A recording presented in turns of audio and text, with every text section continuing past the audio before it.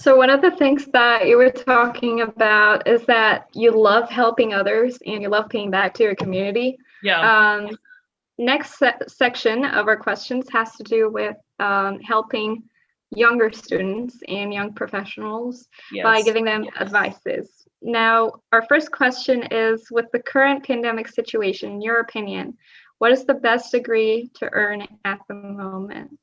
Okay, well, obviously I'm biased, so I would say anything healthcare related is you're going to have some job security for sure, but also information technology and software engineering or anything IT related is going to be good as well. So yeah, I think those are the top fields that had some job security with this pandemic. Yeah.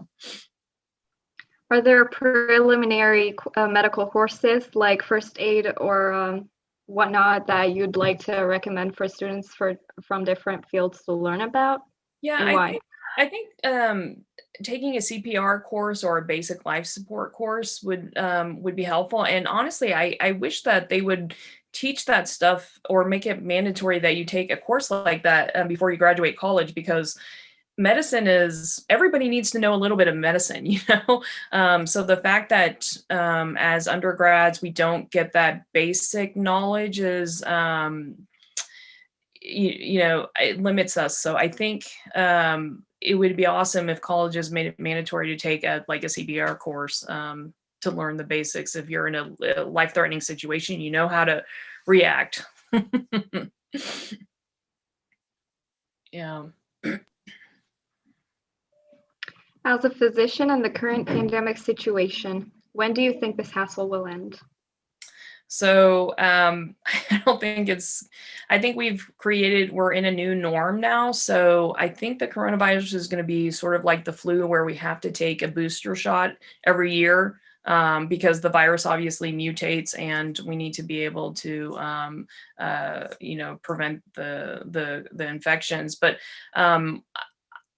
at least for this year, and then maybe 2022, things will start to become back to normal. But you know, there are, I'm sure you guys have heard, there are new strains of coronaviruses, and the problem is the vaccine is not 100% effective, so we still have to take the precautions of social distancing and wearing masks. And I just recently read an article that said that I think around almost 6,000 people have still gotten coronavirus even after the vaccine. So it just shows you that we still have to wear masks, social distance.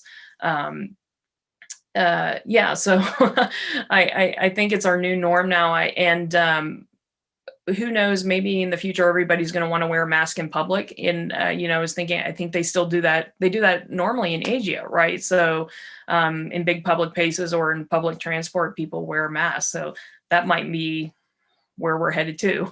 And honestly, it's safer.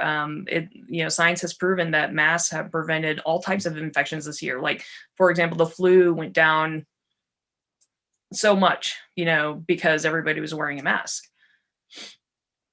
Yeah. Where do you see your field going in the future? So like I was telling you, our field is moving towards artificial intelligence. So there's a lot of research going into that. And it's so artificial intelligence will be just basically be programs that aid in the detection of pathology. So as I mentioned, you know, it'll pick up things that we will miss. So as humans, you know, we're prone to error. So it will make us more uh, um, accurate and less prone to making mistakes. So there's software that has been already introduced in some universities, and I'm sure it'll make it yeah, universal. The software will be used universally. So it won't take our job. I mean, obviously, the computer can't replace a human, but it'll definitely make us more accurate, and it's better patient care. So yeah. What is one situation that you've been exposed to in the coronavirus pandemic that has affected your life and taught you a lesson? So I think it's not just one situation. I think it's the whole concept that everything can be virtual now. And that's, that's in medicine too. So for example, physicians have moved to telemedicine. So now they're seeing patients via the computer. So that's the number one change that has happened in medicine. We are, we work by computer as well, so we could have worked from home as well. But it's just our hospital required that for us to be in the hospital. But if we wanted to, we could work from home as well. So the pandemic has moved everything virtually, and we realize that we don't really need to be in an office, to work anymore. We can get everything done by digitally by the computer. So that's the number one change for everybody. Yeah. Is that a pro or a con? Definitely, it's I would say the majority of it is a pro. So for say for example for telemedicine, you can't examine the patient, but you can you can still talk to them, and you can see how they look, have they gained weight, you can see rashes. So that's the only disadvantage, but otherwise it's so efficient, that the clinician can see the patient at any time from anywhere. I know some physicians who have done telemedicine in Cancun, Mexico. They just take their computer, they go hang out on a beach and see the patient. So Wow. yeah. Definitely, I think that's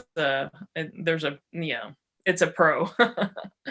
So Well, that's it for the questions today. It was a pleasure having you on Guru Talks, Dr. Eman Attaya. Thanks for joining us, and thank you everyone for joining us today. Today's session will be uploaded on Arab Guru YouTube channel. Thanks again. Have a thank great you so day. much, Jimena, and thank you, Dr. Ahmed Garhi, for inviting me. I really enjoyed it, and I hope you guys benefited from it. And you guys have a good afternoon or good night.